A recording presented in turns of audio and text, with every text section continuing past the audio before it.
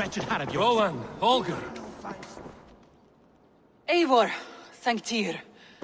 I heard shouting. Is something wrong? Holger robbed me, and I demand he be punished. Rot disappointed word.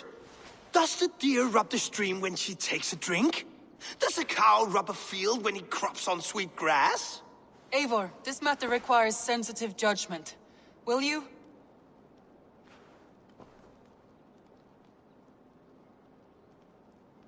Of course. From the beginning, please. Well now, there is no excuse too small, I see. Nothing to keep you from coveting that seat, is there? In Sigurd's absence, who has better claim to oversee these disputes?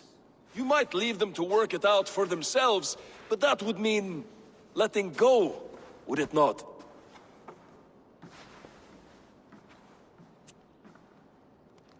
Please start again. Tell me all that has happened. I will start. I have been falsely accused by this Saxon Philistine. A filly what? Are you mocking me? Silence, please. I will hear both of your complaints and render a decision, awarding compensation if needed. Understood? Rowan, tell me your version of these events. As you are aware, Holger and I are neighbors. Near enough that I often catch him at my stables, stealing my tools. Borrowing.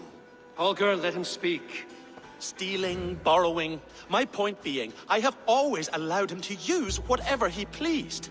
I greatly admire your Norse generosity and had hoped to match it. But this morning, Holger stretched the limits of my grace. Entering my stables for their feed, I found my most beautiful, gentle mare stripped of her tail. Bereft, not a strand in sight. I am ashamed to say my natural suspicion drew me to Holger, and how right I was. For when I peered across the lane, there he was, gripping a horsetail brush slathered with indigo, dragging it across a sheet of Painting, Rowan. I was painting. You make it sound so crude. You see? Such willful arrogance. It will take ages for Ilgafur's tail to reach its former length. I demand compensation. I understand.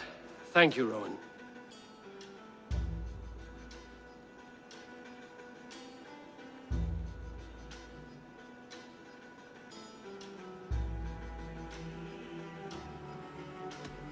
Holger, let me hear your side. Eivor, you have known me as a skald for years. You have seen how my poems bring life and joy and wisdom to our people. And you know that my work requires a certain, let us say, freedom to make use of rare resources to compose my verses. Often when lacking the proper tools, I have made use of novel items. Alvis's walking stick, Tovi's inks, all were given gladly. You cut off my horse's tail to make a brush, you bleeding... Rowan? As I was saying, this morning in the throes of poetic reverie, I realized that my latest piece required delicate brushwork. I could have used a frayed stick, some cloth, my hands, but no. I needed something gentler, softer. To make a perfect brush, I needed the fine hairs of a well-raised horse. And so I availed myself of a local resource. You clipped Alfgafur's tail to the rump without asking. It was early. I did not wish to wake you. Thank you, Holger. I believe I understand your position. I believe I have heard enough. If you will... My horse looks like a fool, Eivor. No handsomer than a donkey now. You must do something. Do not conflate hair with beauty, Rowan. She remains radiant. Elgifur's hair will grow back in no time. Quiet, both of you. Now listen.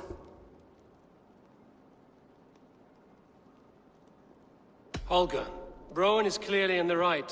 You sheared the tail from his horse without gaining permission. I borrowed the tail. Borrowed! Does the reality of regrowth not make this a victimless crime? It is a two-victim crime, Holger. Though they are unharmed, you took without asking, and that will not do. As the horse's value has diminished significantly, you will pay Rowan its market price. But the horse was not for sale. Rowan, admit it. My decision is final, Holger. Pay what you owe, and meet tomorrow as friends. And if I do, may I keep the horse? Pay the man and be done with it. Rowan, does this satisfy you? It does. Thank you, Eivor. Good. Then by Tyr's blessing, let this matter rest. We're done here.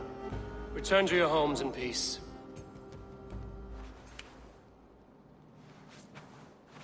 Would you allow me to pay you with a vibrant painting?